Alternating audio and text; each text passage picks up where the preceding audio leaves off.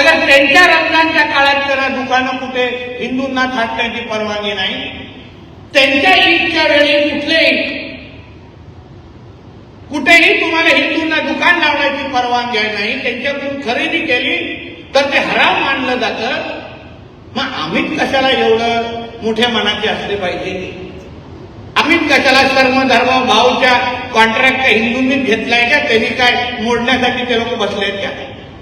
त्यांना कधी मोहल्ल्यामध्ये जाऊन शिकवा, बाबा सर्व धर्म समभाव करो आप, हमको भी इधर दुकान लगाने दो, आपका रमजान चालू है, हम भी 4 पैसा कमाते. बघा तुम्हाला कानाखाली किती जोरात आवाज काढतात. बघा जरा प्रयत्न करा ना, जरा प्रयत्न करा आमच्यासाठी. मीडियाच्या मित्रांनी कधीतरी स्टिंग ऑपरेशन करावं. बुरखा घालून गेले तरी चालेल, कारण खूप लोक तसेच असतात, त्याचे कळतच नाही ती आहे की तो आहे. खालती असं पुरुषांची चप्पल दिसते असते.